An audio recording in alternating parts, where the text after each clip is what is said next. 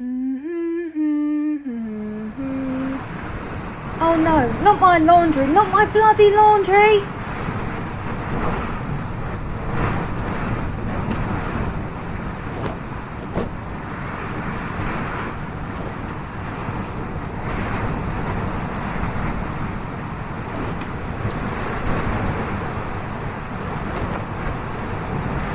There he goes again. Give up, Spirit. You haven't been able to stop any storms in years.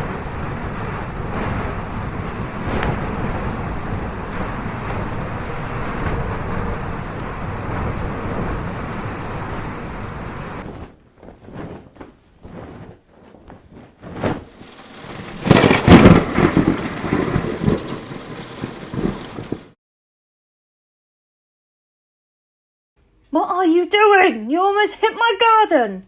Listen here, I've always taken care of my property by myself, and I don't need any second-rate guardian spirit coming in and making my weather worse.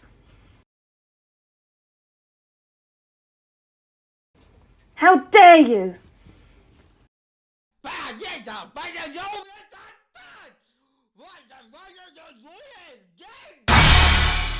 Ah!